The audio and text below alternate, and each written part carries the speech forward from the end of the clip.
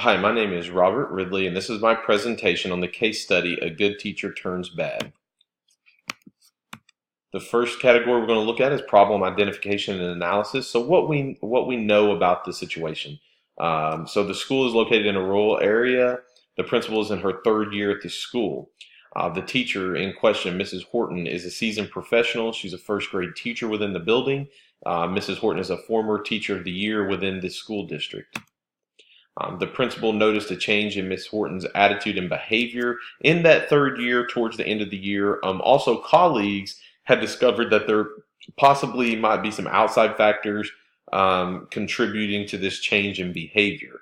As that school year winded down, the principal kind of thought and hoped that things would resolve itself over the summer.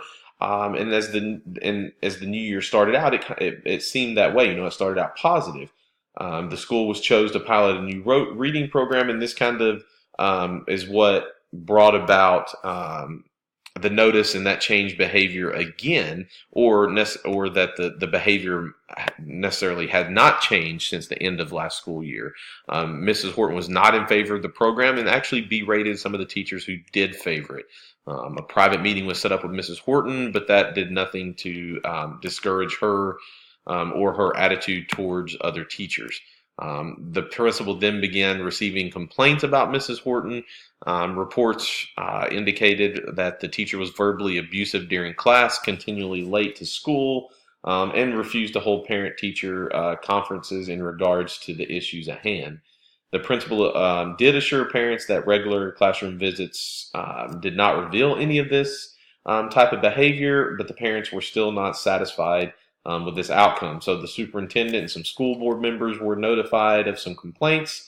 In return, the superintendent did notify the principal about these complaints to let the principal know that now school board members were being contacted.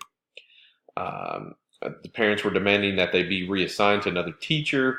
And then finally, a parent did show up at the school demanding a meeting between the principal, teacher, and themselves.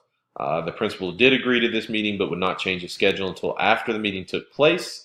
That is when the principal decided to confront Mrs. Horton about these complaints and inform her of the meeting. Mrs. Horton agreed to the meeting, but was not too pleased about this.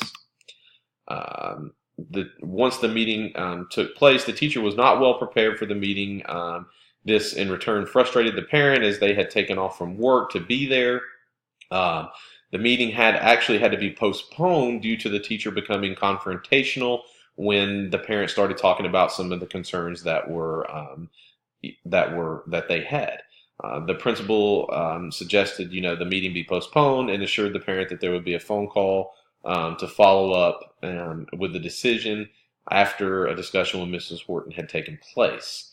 Even after the parent left, Mrs. Horton was still angry and her demeanor was defensive. What we need to know what follow-up steps the principal took after those classroom visits.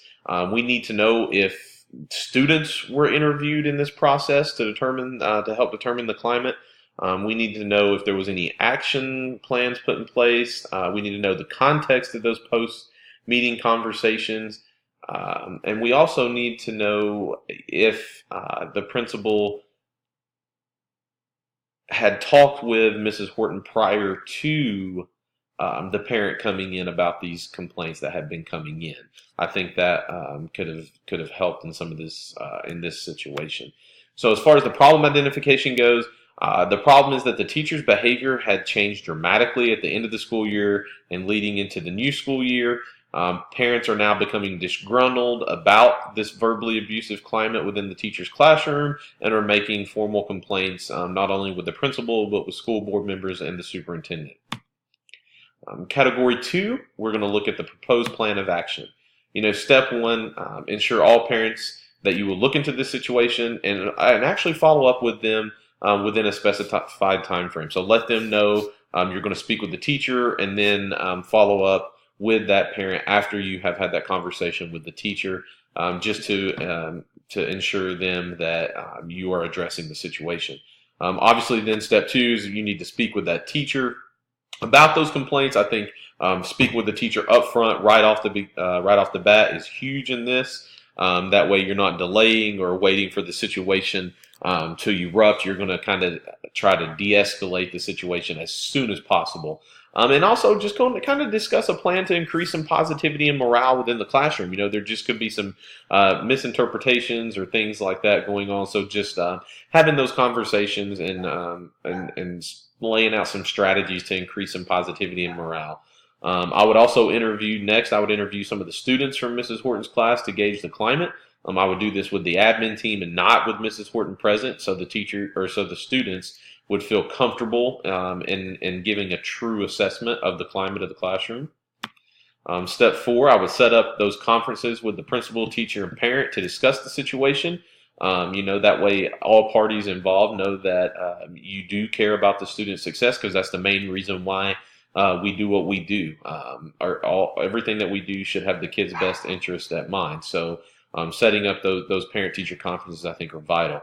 And then following up after you have the action plan in place, following up with classroom observations on a regular basis to ensure that those strategies in the action plan are being implemented, and to know if you can or to see if you can see a change in the climate within the classroom. I would set up post-observation meetings with Ms. Horton and provide some positive feedback to her in regards to the strategies that are being implemented and what you see. And also, I would follow up with the parents and the students, just so that they know that you are holding the teacher accountable, and that you are, again, invested in their child's well-being and academic success. Category 3, we're going to look at the issue resolution for success. So first and foremost is, like I said earlier, to ensure that all decisions are made with the kid's best interest in mind. Once the problem has been identified, an action plan must be developed between the principal and the teacher. Parent-teacher conferences need to be set up with the frustrated parents, and be active listeners in those conferences. Don't just go in and be confrontational, as we noticed in the case study. That is not going to get the best outcome that anyone is looking for. So just being active listeners, and that way you can ensure that the problem is being addressed, and also lay out some of those expectations and guidelines in that action plan, so that the parents feel comfortable knowing that the situation is being addressed. I would continue to conduct observations to ensure of implementation, providing that positive feedback. That is so essential to the teacher, and doing it in a timely manner, not weeks later. I believe it's important to meet with those students so that they know that you're invested in their academic success and well-being. Again, it's all about creating those relationships. You create those positive relationships, and it makes these conversations and meetings a lot easier. And it makes holding people accountable a lot easier. People trust that you have their well-being in mind. So it helps with all the whole situation. And like I said, it's important to follow up with all parties involved to ensure open communication, and to ensure that a positive climate is being established within that classroom. Category 4, we're going to look at debriefing the problem through reflection. In reflecting upon the situation, I believe the situation could have possibly been handled in a more timely fashion. I believe you don't necessarily have to wait until a parent comes in. I think that this could have possibly been dealt with quicker. As soon as you start getting those complaints, I believe that you have to have that difficult conversation with that teacher right up front. If you've built those positive relationships and rapport with your faculty and staff, then those conversations are not as difficult to have. And sometimes that's all someone needs, is just someone to listen and someone to talk to. And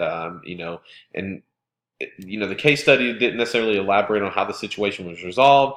I think this is an essential piece. We really need to know what steps were taken and what follow-up procedures were taken.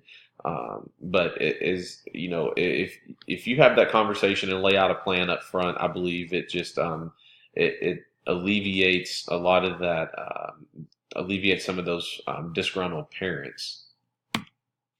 And looking at category 5, we're talking about promoting the academic success and personal well-being of every student by enhancing instructional capacity. So promoting success for all students. As the educational leader, it is essential that we build positive professional rapport with all stakeholders. again, I know I've repeated myself a couple times throughout this presentation, but I just believe those positive rapports are so essential in a leader. That quality of developing those relationships is essential to creating a positive climate conducive to learning for all students. You know, it allows the administrator to have difficult conversations with teachers and parents and anybody within the community because there's a level of trust and understanding that has been established. In this situation, in particular, by speaking with all parties involved, you as the administrator will be able to get a better feel for the climate of the learning environment, um, and have a better understanding of what strategies might need to be implemented. As the principal, again, going back and interviewing with those students and with the interviewing those students with the admin team, this allows those students to understand that you do care about their well-being and you are invested in their academic success. So by doing this, it does allow you to enhance the instructional capacity because now the kids know that you care about them and that you care about their well-being. So in return, it just helps create that learning environment, that positive learning environment. And then after all information has been gathered, as the principal, you should meet with the teacher, discuss the next steps of action, and implement any strategies, that, or look at different strategies to help create that positive learning environment. I go back to, I believe that developing those relationships and having that conversation quickly, even though it is a difficult conversation, I believe if you can have it quickly and just discuss some different things that you could do in regards to how you talk to the kids. I think that could go a long ways in helping this situation in particular, and maybe not letting it lead up to the eruption that occurred within this school. Kids don't care what you know until they know that you care, and that's kind of the same with the parents. The parents want to know that their kids are cared about and that they are in good hands when they are at school. And by building those positive relationships, there's that level of trust established. So that just kind of eases the tension within that situation. Even if it is a difficult situation, the parents at the end of the day will still believe and trust in the decisions that you as the principal make. Um, thank you. Thank you for listening to this presentation. And it has been a great course, and I definitely have learned a lot of information throughout this process. I look forward to continuing to learn as I move through this program. Thank you.